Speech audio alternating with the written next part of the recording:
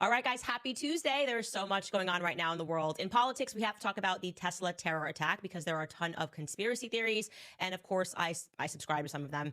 Also, Mark Zuckerberg says that they are getting rid of Facebook fact checkers because apparently they realized they made a big mistake.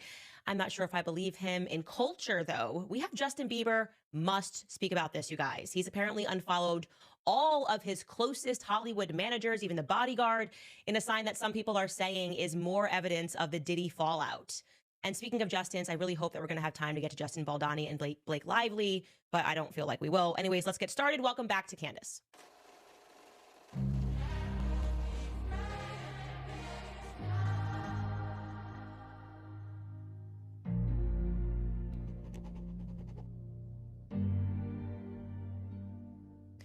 Okay, bias is on the table. I don't believe that people are unbiased when they report the news. I am a believer, okay? I've always liked Justin Bieber. I liked his music, and then I was really sad to see him go the Hollywood route. Anyways, for those of you who don't really follow Justin Bieber, it's hard not to, but I'm going to give you a little bit of his backstory. So Justin Bieber got discovered when he was just 13 years old on YouTube. He was so cute. He was just a little baby. It's really incredible to contextualize just how young he was when he landed upon fame. Here's a throwback for all the believers out there.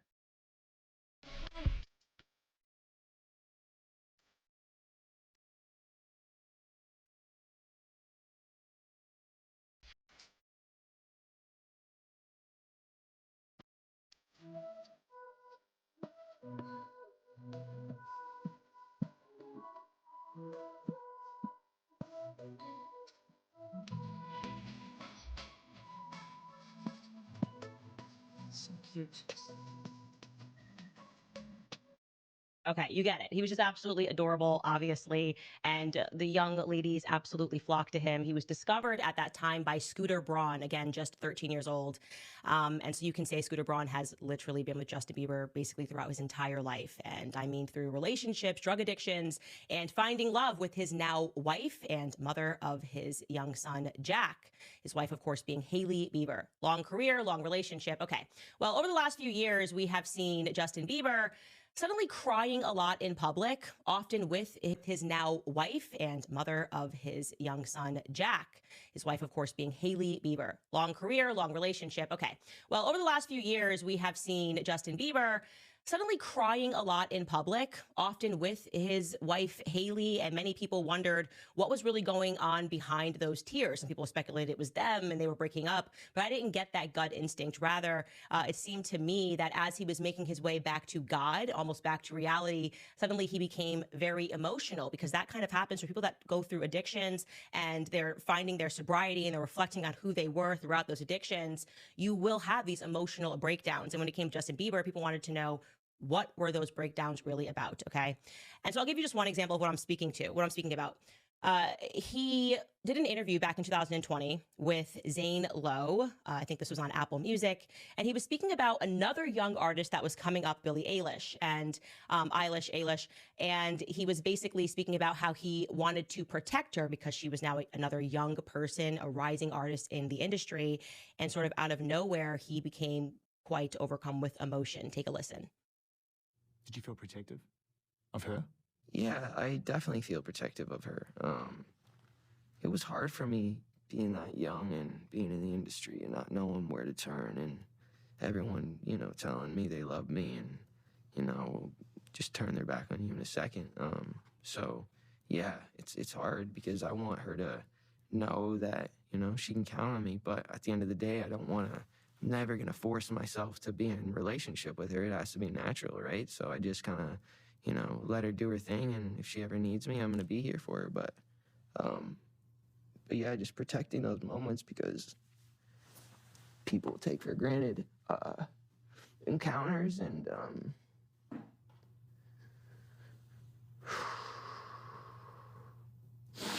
yeah. So yeah, I just want to protect her, I don't want her to lose it. I don't want her to, go through anything I went through. I don't wish that upon anybody. So, yeah, if she ever needs me, I'm just a call away. I'm not even kidding. Watching that clip makes me emotional because he is saying so much without really saying anything. Protect Billie Eilish from what? From who? What is he so concerned about when he sees this young person in the industry? What exactly did he go through? Well, I think I have an idea because just 2 years after being a 13-year-old, getting his entire career, seeing this little hopeful, joyful young 13-year-old, Justin Bieber turned 15, and it suddenly seemed that Hollywood was keen to almost initiate him. I think that's the right word. Like there was almost like this initiation that he needed to go through. So I want you to be now super uncomfortable and watch this video of an interaction between him and none other than Diddy. Take a listen. Justin, you ever seen the movie 48 Hours? Right now, he's having 48 hours with Diddy, him and his boy. They're having the times of their lives, where we hanging out and what we doing.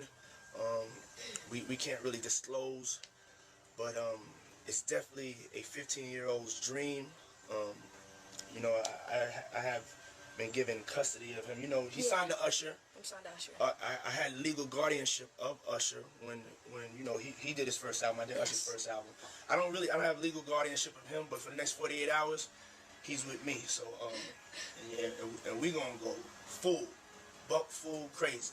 I'm going crazy. So young Justin Bieber, who was signed by Usher, involved with Scooter Braun, now all of a sudden he's being put in the hands of Diddy, who, it is true, he became the legal guardian for Usher. You can look up all of the allegations of what Diddy did to Usher. A lot of this coming out via multiple lawsuits that essentially, if we were to put it in a nice context, or at least use a euphemism for something that's really disgusting, the allegations are essentially that Diddy very much initiated Usher into Hollywood. And as we are going through these lawsuits and Diddy is in prison, we are recognizing that everybody knew this was an open secret about what Diddy was doing. So it just begs question, who allowed Justin Bieber to be in the presence of this man, knowing what he was up to? Allegedly up to. That seems to be very clear, that there is some veracity to those claims. Anyways, I want to also just show you this montage. This is a montage that was shared by Evie Magazine. They do great work on their TikTok of Justin Bieber, again, just 15 years old, in Hollywood, surrounded by a bunch of adults. And you let me know if any of this registers to you as normal. Take a listen.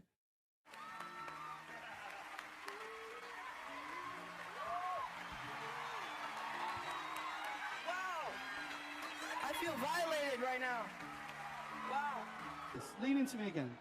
You smell amazing. How old are you? Thank you. How old are you? I'm 16. I'll be 17 in like 2 weeks. I don't ever remember smelling that good at 16. That was bad. Yeah. Wow, look at your eyes. What a beautiful place. All right, now it's time to... Would you rather have to be naked on stage during one full song, or drink a cup of blended worms? Answer, Justin Bieber. I have like little girl fans. I can't go. Okay, imagine that. I got believe.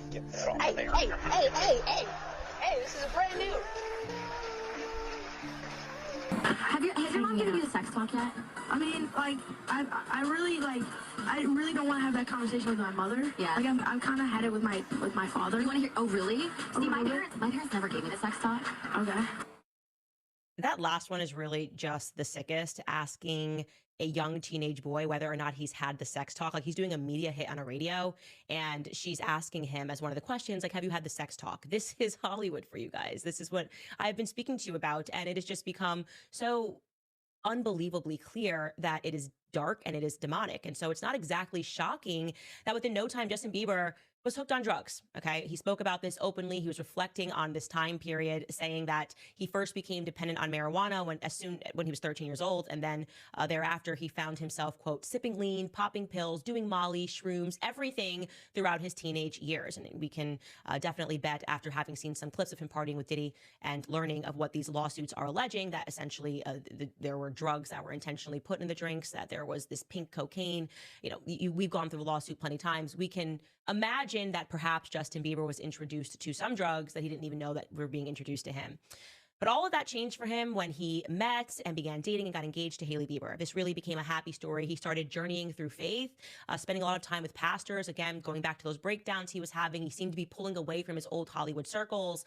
Him and Hailey got married in September of 2019. And then I noticed something really weird last year. Now, I want to be clear. You guys obviously know, if you listen to this podcast, that my brain works in very weird ways. I notice things that people are not noticing. Okay. I'm essentially that training scene. If you guys have seen Men in Black, the movie, Will Smith's character is essentially being tested. All of these agents are taken into this simulated target process where they're supposed to shoot at these cardboard aliens. And then suddenly Will Smith out of nowhere shoots a cardboard little girl. I'm going to show you that clip because this is me. Take a listen. May I ask why you felt little Tiffany deserved to die? Well, she was the only one that actually seemed dangerous at the time, sir. How'd you come to that conclusion? Well, first I was gonna pop this guy hanging from the street light, and then I realized, you know, he's just working out. And how would I feel if somebody come running in the gym, bust me in my ass while I'm on a treadmill? Then I saw this snarling beast guy, and I noticed he had a tissue in his hand. I realized, you know, he's not snarling, he's sneezing. You know, ain't no real threat there. Then I saw little Tiffany. I'm thinking, you know, 8-year-old white girl, middle of the ghetto, bunch of monsters, this time of night with quantum physics books. She about to start some shit, Zed. She's about 8 years old. Those books are way too advanced for her. If you ask me, I'd say she's up to something. See, good old-fashioned street instinct where you're just like, wait a second, the little girl's weird. It's all these aliens and monsters, and she's walking down calmly. That's how my brain works. And I'm explaining that to you because, well, you listen to this podcast, but also because last August, when Hailey Bieber gave birth to their baby Jack, her and Justin's baby, everyone was congratulating them. They were like, yay, yay, yay. And then here comes me. I noticed little Tiffany. I noticed this really strange pattern of articles that registered to me as a Hollywood attack on Justin Bieber. I sensed that he was going to go through a black propaganda campaign. I'll explain what that is. But first, we're going to go back so I can show you what I'm speaking about. It was very strange articles about his relationship that stood out to me during this time. Take a listen.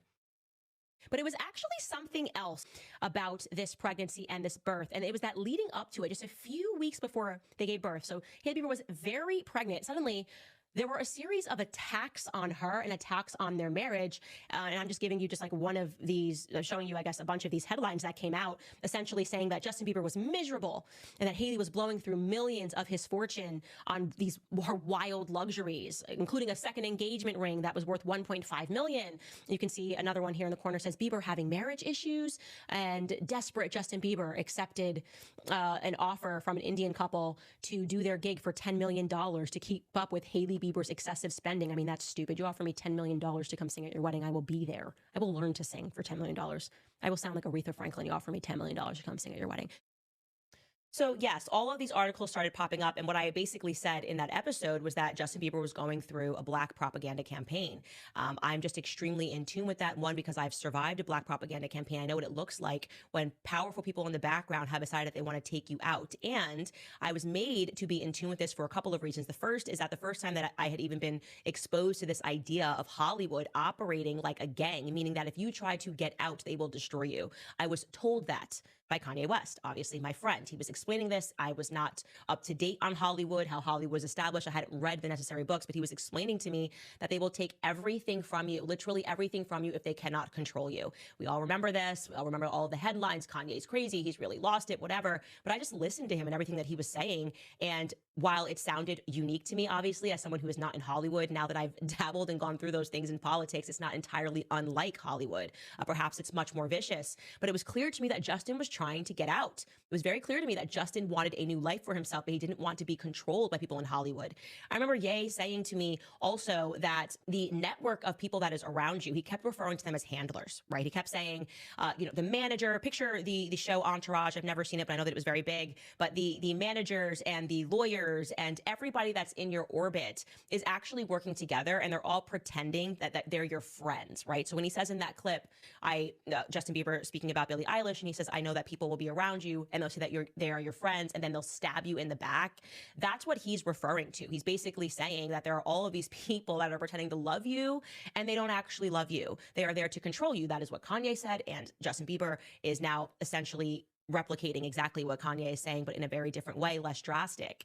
And so I just began to notice that because Justin Bieber was getting clean, they were going to have to try to take him out in some way. And the attack on his wife was very obvious to me. That is something that they do. It is something that was also done to me. My PR person said they started getting phone calls. People were trying to figure out if there was an angle to attack my relationship and to attack my marriage. Are they having trouble? Is there trouble in paradise? That is a black propaganda campaign for which Justin Bieber was victim to. And I think this is going on for years. And so Justin Bieber, we now know that the Diddy thing, it must be very hard for him to process and recognize what was actually done to him. Now he has a son, right? So everything changes when you become a parent, and you will do anything to protect your parent. And suddenly you realize how young you were. Like, of course, when you're 13, you think you're old. You're like, I'm 13 years old. I'm ready to grow up. I mean, he had like braces. You think you're 15. I'm all grown up. I'm now having fun. I've got all this money, and all of these celebrities are around me, and all of these people around me love me. And then you become a married person, and you have children, and you're sober, and you find Christ, and you look back and you go, my goodness, I was surrounded by demons. You know, this is why I tell you guys there are books that you must read. You must read Hollywood Babylon to understand that it has always been this way. You must also read The Assault on Truth by Jeffrey Mason. I told you about this guy who was working at the Sigmund Freud archives. The key to all of this is understanding Sigmund Freud psychology, gaslighting. The black propaganda is essentially gaslighting people, right? And understanding that Sigmund Freud, the people that created PR, that created propaganda in America, it's all the same family. They know exactly what they're doing. They are trying to mentally break you when they do these things. And they are now targeting Justin Bieber. And he's not the only one, right? Kanye had to get out, lost his whole family, was called crazy 1,000 different ways. Or you end up like Britney Spears and they severely medicate you. If you try to speak out about anything, it's like, look how crazy she is, but they're actually trying to drive you to the brink of crazy. And if they don't do that, they're just going to try to destroy your reputation. That is what is going on with Justin Bieber. Similarly, Russell Brand. When Russell Brand was a drug addict and a sex addict, Hollywood loved him. Suddenly he gets clean, he gets married, he has kids, he's sober, he's talking politics, and worst of all, he's talking Jesus Christ. And what do they say? Oh, you know what? 20 years ago, actually, when he was a sex addict, it looks like he may have raped someone. That's what Hollywood does. If you're damaged goods, they want you because they can control you. If you're not damaged anymore, then they're going to try to attack you and other mechanisms because they can't have you revealing the secrets of Hollywood. So we're speaking about Justin Bieber today because he's making some interesting moves. He has currently moved to unfollow his entire previous management team. He's unfollowed Scooter Braun. He has unfollowed Allison Kay, who is his former general manager. He has unfollowed Ryan Good. To be clear, Usher brought on Ryan Good to be Justin Bieber's road manager. And he has also even followed Kenny Hamilton, who was his longtime bodyguard. With everything that we know about bodyguards, things that are coming up in this Diddy case, the weird connection to the Michael Jackson case with bodyguards, it begs the question, why would you unfollow this person? And by the way, Kenny Hamilton, someone slid in his DMs and said, hey, why did Justin Bieber unfollow you and block you? And he's like, I have no idea why. You have probably an idea why. Okay. You've been around him. You've been around his entire life. You've seen what he has gone through, and you sat by and did what? Like, I was just doing my job and letting a teenager be involved with these sorts of people, knowing that he was definitely probably plied with alcohol and making decisions. And even potentially, if the Diddy ring is proven to be true, and I think that it will be proven to be true, even potentially recorded, doing things that he would never have done in his sober mind, for the purpose of being controlled and manipulated so that he would never engage in wrong think in Hollywood. Justin Bieber is sending a strong signal that he too believes that there is potentially a lot of power in Hollywood that is manipulating, controlling, and demonizing, possessing people with demons intentionally with the purpose of controlling the message. Hailey Bieber has also followed suit, and she has even gone so far as to have blocked some of these people on Instagram. So we have to ask ourselves, what is going on in the wake of the Diddy case? We can only speculate, but I will tell you what I believe. I believe that Justin Bieber is sober. I believe he is clear thinking, and I believe that he is Christian. And so Hollywood must necessarily take him down. I'm a believer. Justin, got your back. Whenever you want to speak about everything that happened, choose me, pick me. I am your girl. All right, guys, I'm quickly going to tell you about Preborn. You know, I absolutely love them. January is considered Sanctity of Life Month, a time that we honor the over 66 million babies whose lives have been tragically ended through abortion. Sadly, since Roe was overturned, babies' lives are at an even greater risk. The abortion pill accounts for over 60% of all abortions now, making this tragedy available 24/7. But in the midst of this darkness, there is a light that shines through, and that is Preborn. Preborn has rescued over 300,000 babies from abortion. On average, they rescue over 200 babies a day. When a woman considering abortion hears her baby's heartbeat and sees that baby on an ultrasound, the baby's chance at life doubles. Preborn very much needs our help. For just $28, which is the cost of a dinner, you can sponsor an ultrasound to introduce a mother to her baby for the first time. 100% of your donation will go towards saving babies. To donate, you just dial pound 250 and you say the keyword, which is baby. That's pound 250 baby, or you can donate securely at preborn.com/Candace. Again, that is preborn.com/Candace. All right, guys, let's get into some of these stories. Everybody is speaking about Mark Zuckerberg. Mark Zuckerberg has essentially, in my view, been an absolute monster. He has been an enemy to free speech. By the way, I do not buy the Facebook origin story. Don't even get me started. I could do a whole episode on how I believe Facebook has always been a product of the CIA, that there's this whole ring at Harvard, and Zuckerberg is just like picked as a tool. You know how you always know if something is CIA? When it gets the Hollywood treatment, when they turn it into a movie and they're trying to create a legacy, like this is a film of the true story of what happened, always means it didn't happen like that. Once you explore Pentagon's amazing budget that they have offices. They have, like, the Pentagon has offices dedicated to Hollywood films. None of that is normal. Anyways, I don't want to go off on an entire rant. But essentially, Zuckerberg, as we know, went down to Mar-a-Lago. He met with Trump. Make of that what you will. All of these techies now swarming Trump. What I make of it is that Trump should not be engaging in this. I don't like it. My gut intuition says a no-no, a no-go. Obviously, Trump's intuition is telling him something differently, but I have to speak my own mind and remain my own person. And now Zuckerberg has come out of that meeting and he's announced that he's getting rid of Facebook fact checkers. Now, you'll remember notoriously I sued